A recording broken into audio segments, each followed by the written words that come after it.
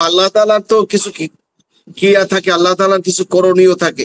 আল্লাহ তাআলা যা করতে চাইছেন সেটা কিছু কিছু করে আমাদের দেখাচ্ছেন। আমরা যতই আইনের ভাষায় বলি, আমাদের আইন উপদেষ্টা বলেছেন যে চিঠি পাঠানো হয়েছে, আবারও পাঠানো হবে, ভারত যাতে শেখ হাসিনাকে, কিলার শেখ হাসিনাকে বাংলাদেশে ফেরত দিয়ে দেয়।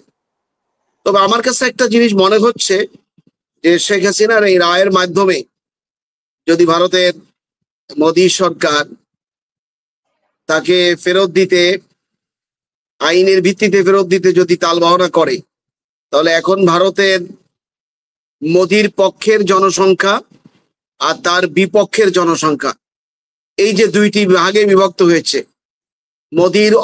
মোদী সরকারের অন্ধ যারা সাপোর্টার, তারা হয়তো শেখ হাসিনাকে মোদী আশ্রয় দিয়েছে, এই জন্য সাপোর্ট দিচ্ছে।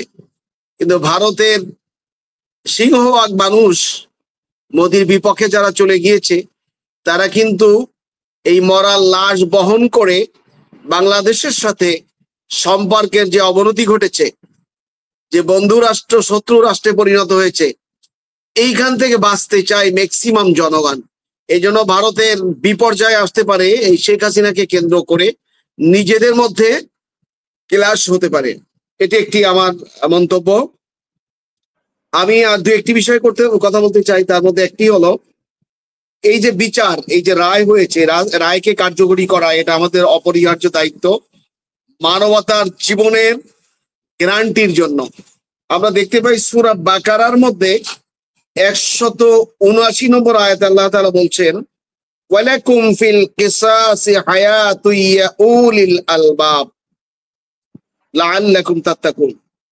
আল্লাহ বলছেন যে তোমাদের মধ্যে যারা খোদাভীতি অর্জনকারী, তোমাদের মধ্যে যারা আল্লাহকে ভয় করে, তাদের জন্য দৃষ্টান্ত উপমা রয়েছে, লেসন রয়েছে। এই কিসাসের মধ্যে, কিসাস কাকে বলে? হত্যার পরিবর্তে হত্যা, দাঁতের পরিবর্তে দাঁত, হাতের পরিবর্তে হাত, মানে এই বিধানটা হলো ইসলামী বিধান, কোরআনিক বিধান, আল্লাহর বিধান। এবং আল্লাহ এখানে বলছেন ওয়ালাকুম ফিল কিসাসি হায়াতুন ইয়া উলিল আলবাব, হে জ্ঞানী ব্যক্তিরা, তোমাদের এই কিসাস, এই যে মৃত্যুদণ্ড, হত্যাকারীকে হত্যা বিচারের মাধ্যমে, এটার মধ্যে সাধারণ জনগণের জীবনের নিরাপত্তার গ্যারান্টি রয়েছে, কোরআনের আয়াত থেকে স্পষ্ট। এই জন্য সভ্য সমাজে, সভ্য রাষ্ট্রগুলোতে হত্যার পরিবর্তে হত্যা, যেখানে যথার্থভাবে বিচার বেচা কিনা হয় না, সেই রাষ্ট্রগুলোতে কিন্তু মানুষের হত্যার সংখ্যা কমে যায়। বাংলাদেশে কিন্তু এই বিচার ব্যবস্থা বিগত 15.5 বছরে বেচা কেনা হয়েছে।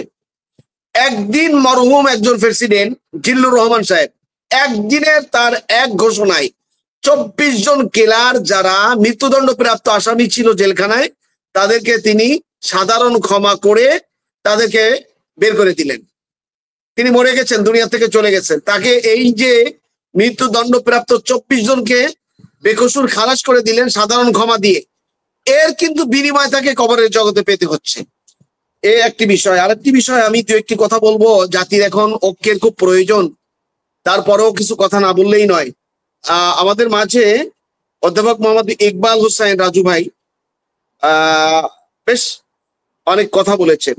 তিনি কথা প্রসঙ্গে তিনি বলেছেন যে দেশের বিপর্যয় সৃষ্টি হোক, এটা আমরা চাই না। এবং তিনি আরেকটি কথা বলেছেন যে আমি এই যেটা বললাম, এটাই তো জাতীয় পার্টির মুখপাত্র, মানে জাতীয়বাদীর কথা। তাহলে তিনি কি জাতীয় পার্টির মুখপাত্র? তিনি কি আসার সময় তার জাতীয় পার্টির চেয়ারম্যান সহ প্রেসিডিয়াম সদস্যদের কাছ থেকে অনুমোদন নিয়ে আসছেন যে আমি এই বলবো? আমি দেখি নাই, আপনারা দেখেছেন কিনা আমার মিডিয়াতে আমার নজরে পড়ে নাই যে শেখ হাসিনার এই রায়ের পরে জাতীয় পার্টির জনাব প্রেসিডেন্ট অথবা আরো যারা যারা আছেন তারা কিন্তু কোনো মন্তব্য করেছে কিনা আমার নজরে পড়ে নাই। আমি যদি না যেয়ে দেখে থাকি তাহলে আমার দুর্বলতা এটা।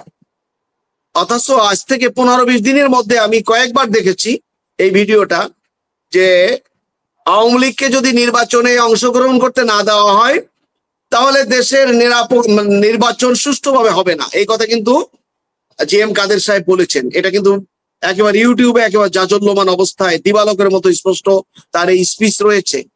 তাহলে আজকে তিনি কি বলবেন?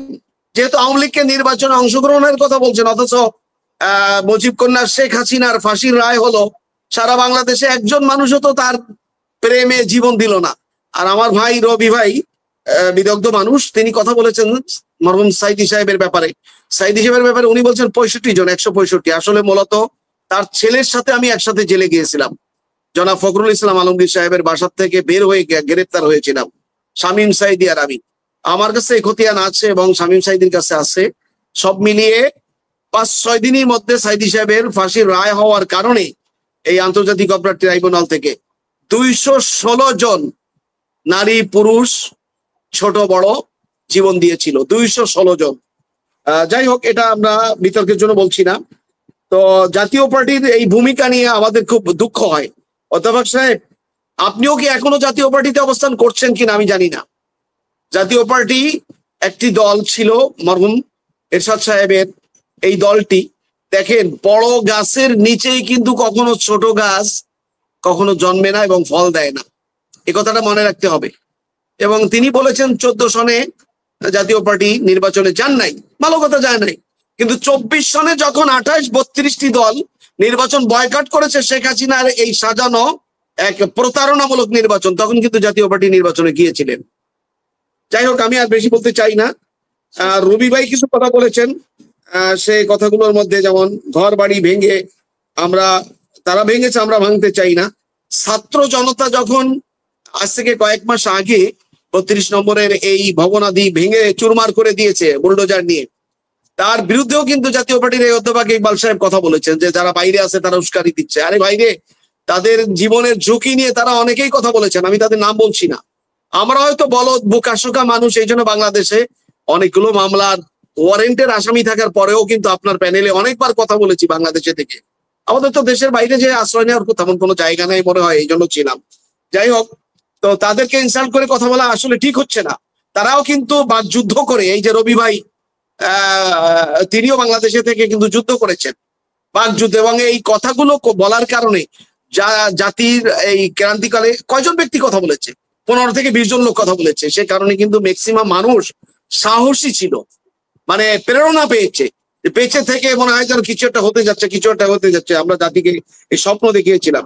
যাই হোক, এখন আমি নোট করে ফেলেছিলাম। তারপরে এই রবি ভাই বলেছেন যে আমরা যারা শহীদ হয়েছে তাদেরকে ওইখানে বিল্ডিং করে বড় বড় টাওয়ার তৈরি করে তাদেরকে সেখানে একটা করে ফ্ল্যাট দেওয়া হবে। আমি এগুলো নোট করেছিলাম, তা উনি বলে দিয়েছেন।